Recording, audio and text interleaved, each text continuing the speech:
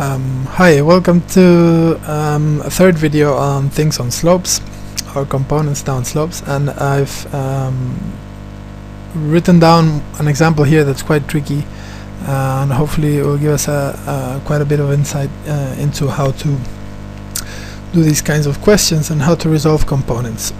So the question involves an extra force here in blue that is acting on this object. The object is quite heavy, it's quite massive, it's got a mass of 500 kilograms, so it's quite likely to fall down the slope. They tell us that the coefficient of friction is 0.1, so it's not that large, and then they ask us how big does F need to be in order that the block does not slide down. So let's split this up in a few parts. The first part that I would say was let's make a big diagram with clear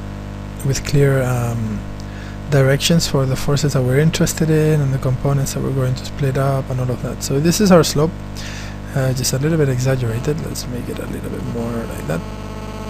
Okay, and this angle is 30 degrees here. That's 30 degrees. And let's just draw the center of mass of the object here so we don't get mixed up. Here we have the force in blue, which comes in at this angle. It's horizontal. It doesn't have to be horizontal, it could be at a certain angle, and, but hopefully you know how to split those two components up. But let's say that the force comes in at the horizontal direction, and then we need to split the weight up also in two components. So the weight here in yellow is a real force that's acting in that direction. This force here in blue is actually also a real force. I'll make it into a solid line. It's a real force. That's its direction of action. This is the weight's direction of action. And now we need to split components. So let's see. There is components of this weight that go. There are components that go perpendicular to the slope, and so they're going to go in that direction. And the other direction that we're interested in, we're going to do it in, let's see, just in this color. The other direction that we're interested in is down the slope. Right, so what they're telling us is that this force in blue is cancelling out the component of the weight going down the slope, and therefore that this is going to be in equilibrium. So we need to find out F. So here we have, it's not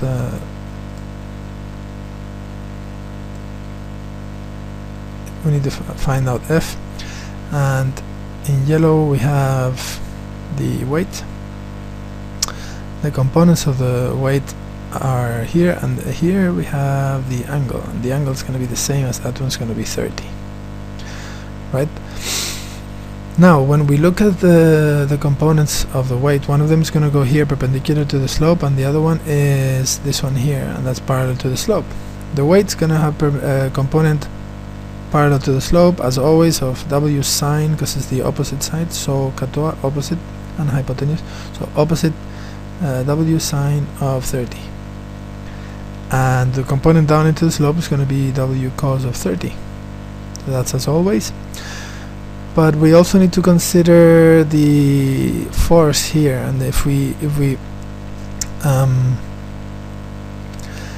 look at the components of the force in blue, if that's the force, it goes in that direction. Let's split it up in the two directions that we're interested in. Part of it we're interested in this one here, up the slope. So if this angle here is 30, then this angle here is also going to be 30, right? Because this is a continuation of the same line, which is parallel to the slope, and this is horizontal, so that's also 30. So the part of this force here that goes in parallel to the slope here, that will be, if this is a hypotenuse, then these two need to be joined up like that, where this one is, well, it hasn't been drawn very well, but this one needs to be perpendicular. Yeah, and this is the triangle we're looking at. Right, so in this triangle, this is the real force here, F. This is the component of F which goes down the slope, which is exactly the same as this one here. So that will be the opposite of this angle. So down the slope we will now have F sine of 30. Right? This is perpendicular to the slope. That's 30, that's f of sine of 30, and that's going to combine with this w cos 30. And this one here, this is the hypotenuse, and then this one here is the adjacent, and so up in this direction we have f cos of 30. Okay, it's not very well written. F cos of 30, and here we had f sine of 30. So hopefully that makes sense. Splitting this f in two components, you just need to make sure that the f is the hypotenuse, and then you make a triangle using the perpendicular to the slope. This one here, I do it out here so it doesn't get confused with this one, but you could just draw it down here if you wanted.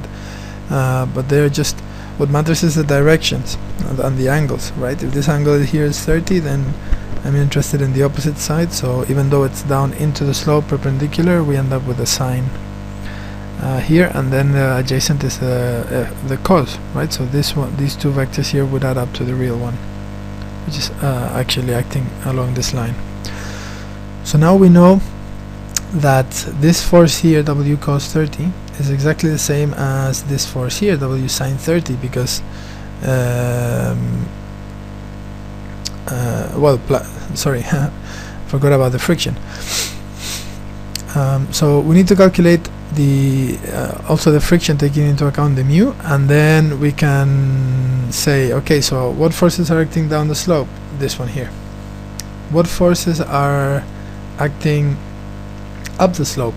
Well, depending on what direction it wants to move, it wants to move down, which is the most likely because it's quite a heavy thing, it's 500 kilograms.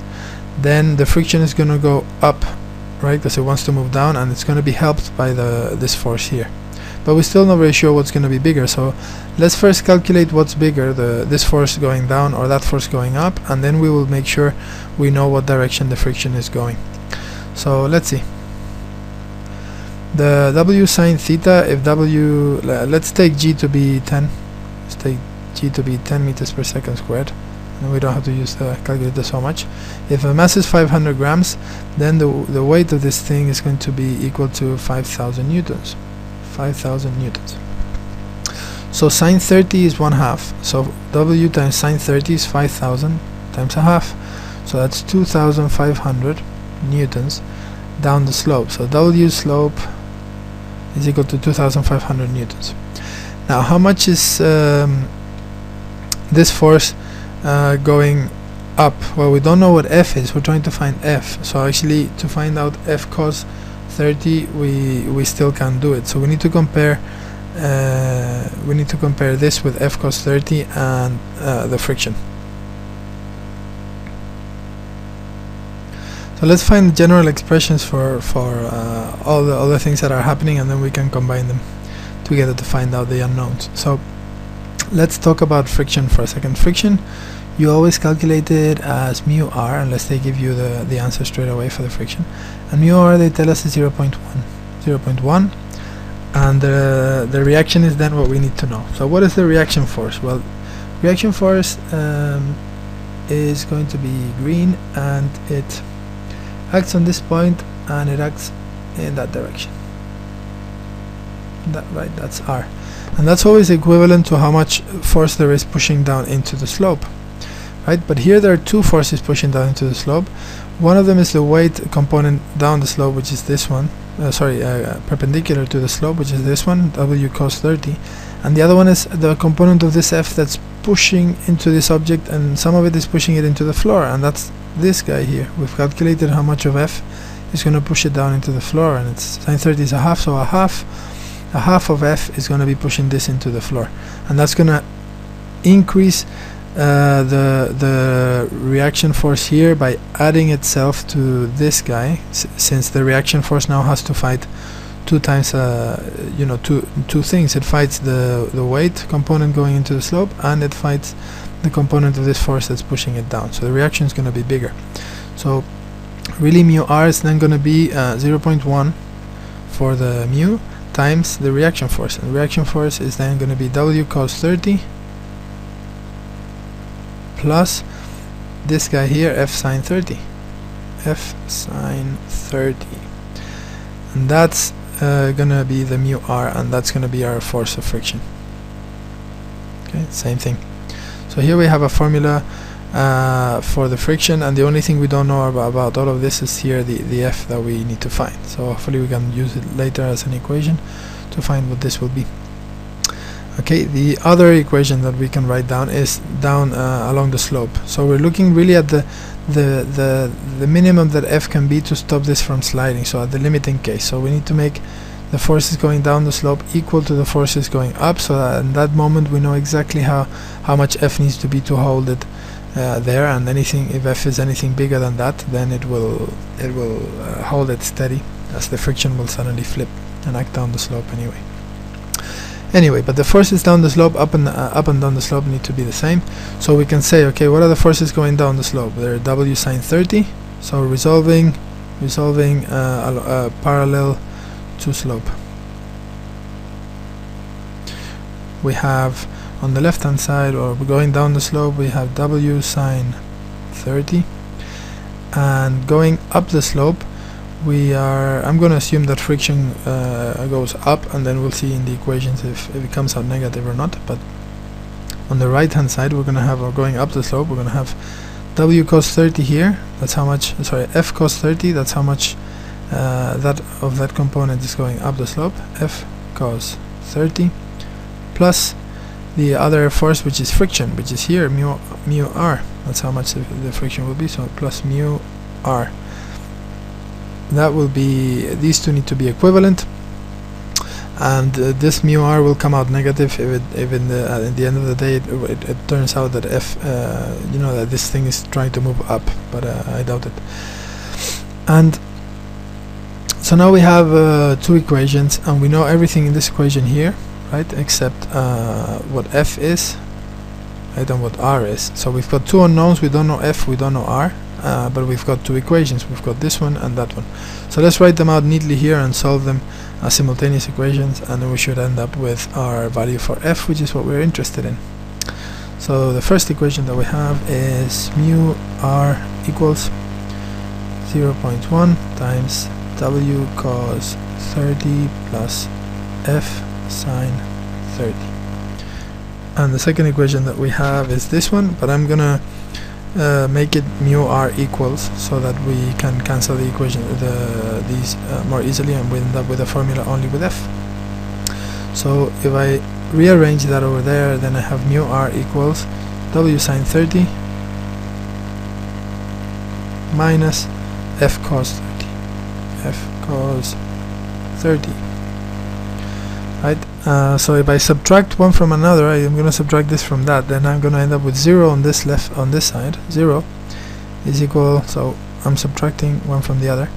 If I subtract on the left side, so okay, so what do we do when we subtract? Well, we're saying if x equals to y, right, that's this equation, and z equals p, for example, then I can come and I can say, well, if that's the same as that and that's the same as that, then I can subtract x minus z, right, and that's the same thing as y minus p, right, because that's equivalent to that and that's equivalent to that. So if I subtract these two, it's the same as subtracting these two.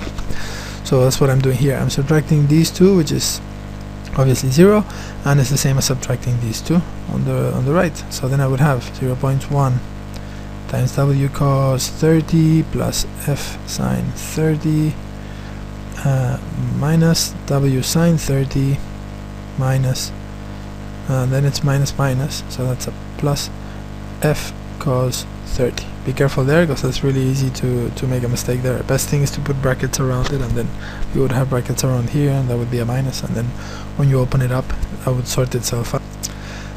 And so I'm running a little bit out of time, but if you pass this to the other side and then you figure out what F is from here, then you will then know exactly how big the force here needs to be. But hopefully you've seen the way of doing it.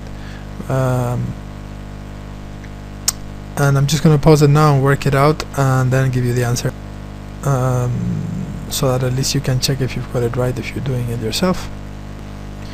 Alright, so it's done. It comes out to 2,256 newtons. So in other words, that's how big this force needs to be in order to stop that from sliding down. Hopefully all that made sense, and see you in the next video.